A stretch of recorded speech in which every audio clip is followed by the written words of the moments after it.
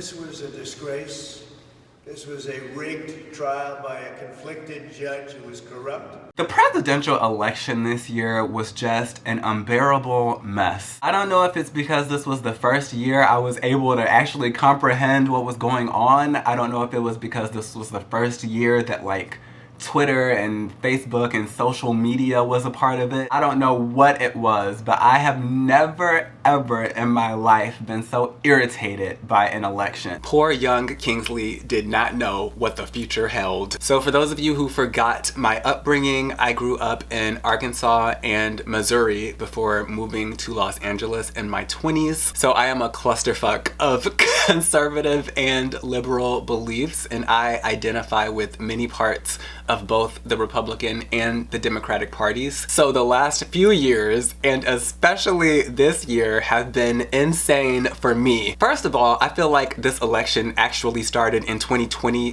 when Trump lost and bitches decided to then storm the Capitol. I was working remotely at the time, and I remember seeing this live on TV, and I was like, is this a joke? But at the time, I was so mentally exhausted that it was hard to care. This was when I was trying to get out of my little COVID lockdown era because LA was so damn strict, which is a whole nother thing in itself because like I said, I'm from the Midwest. So I saw my friends and family members the entirety of 2020 and 2021 outside. The bars were open, the clubs were open, the restaurants were open. My friends were at the lake, at the salon, at the barbershop. Meanwhile, we were over here with some color-tiered, science-based open-close schedule, and if the infection rate was above this percent and the cases were below this percent, then this business could open, but then this one needed plastic barriers between the faces, and then you could have your mask off on this block, but over here, your mask needed to be on between 12 and 3 p.m. Bitch, my mental state was fried.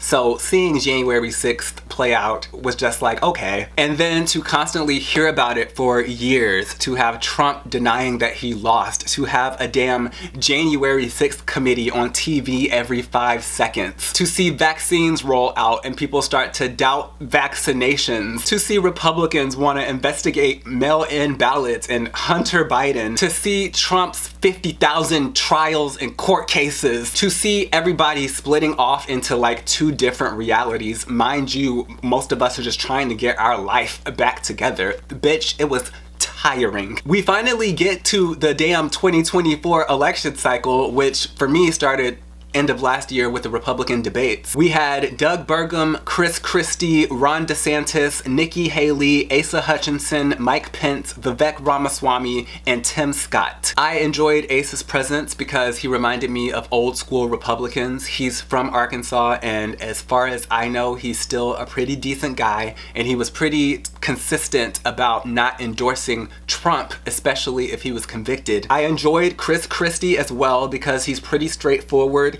He will drag a Democrat or a Republican when it's necessary, and he was the closest thing on stage to a centrist in my opinion, and he was the only one willing to flat out state that Trump is crazy and does not need to be near the Oval Office to everybody that was tuned in. Everybody else was a goddamn disaster. By the beginning of 2024, it was down to just DeSantis and Haley, and by the end of January, DeSantis suspended his campaign and endorsed Trump, even though he was called a small-dicked meatball with no testicles who's an average politician and ruined the state of Florida. And Nikki Haley ended up doing the same thing, even though Trump called her a bird brain with a missing husband who didn't even want to be in the same house, even though he was literally deployed. Now, I know politicians are full of shit, but Jesus, who do you stand for if not your family or yourself? I cannot imagine being in DC and Trump calls me a gay, flappy hat ass hoe who sucks dick, and then 2 weeks later I'm like,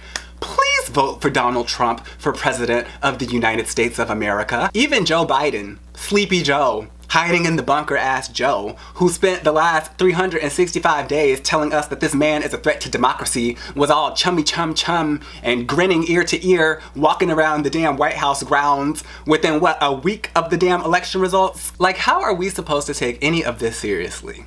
Is it all theater just to get our votes?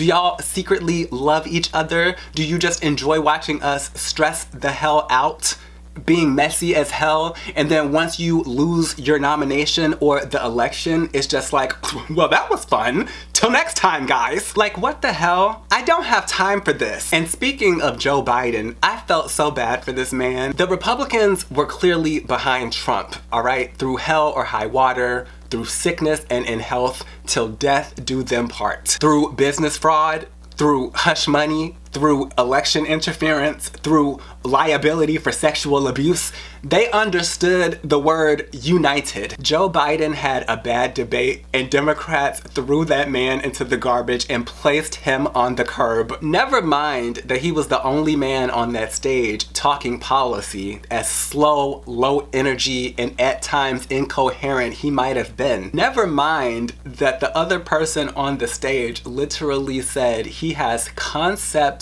of plans less than a year before he is potentially stepping back into the Oval Office. Never mind that the other man on the stage was also oftentimes incoherent before, during, and after the debate. He was just loud as hell and literally ended up on stage weeks later yelling about people eating cats and dogs, and nobody told him to get the hell out of the race. Never mind the fact that Joe Biden was still getting shit done, still getting bipartisan bills passed, still flying around the globe, meeting with world leaders, functioning when it matters, while Mitch McConnell is literally turning into a corpse and his soul has left his body on multiple occasions in front of our eyes. But Joe Biden is where we draw the line and all of a sudden cannot tolerate old people. So even though Biden was still doing his job, even though history shows that Biden was a safe bet, as the incumbent usually wins and Trump was the only president to not get re-elected in damn near 3 decades. Even though we have seen numerous times, mainly with Hillary fucking Clinton, that the polls that started panicking post-debate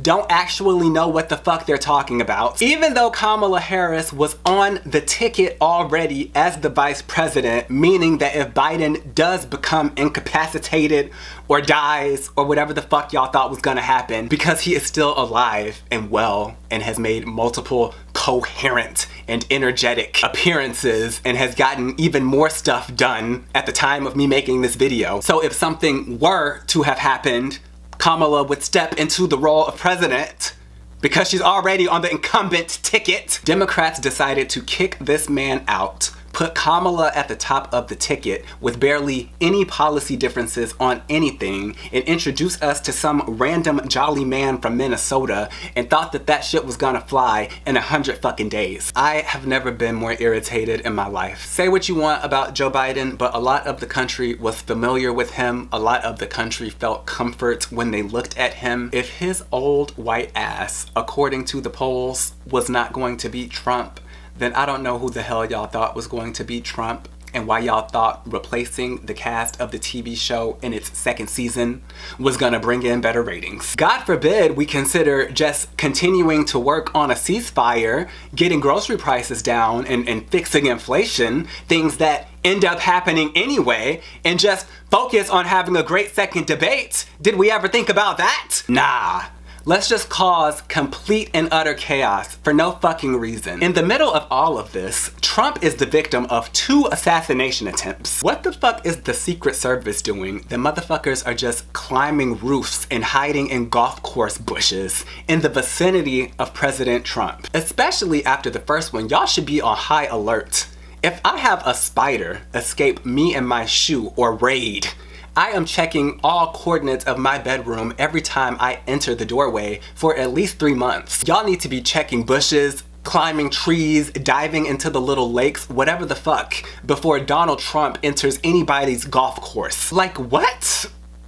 These last few years have not been real. Insurrection, criminal convictions, ousted nominees, global pandemic, inflation, more rallies than policies, damn near brink of world war, impeachments, government shutdowns, assassination attempts, pardoning crackhead relatives. I can't keep up. People are still acting crazy. Elon Musk is influencing government decisions. I'm not even getting into JD Vance, AOC, Nancy Pelosi, Ted Cruz, Steves, Marjorie Taylor Greene, Nancy Mace acting like she can't use the bathroom anymore at her job because we elected the first transgender woman into Congress. Like, it's just too much. I miss when government officials were just doing their job and I didn't know anybody's name. Now I feel like every single day is government baddies on Zeus.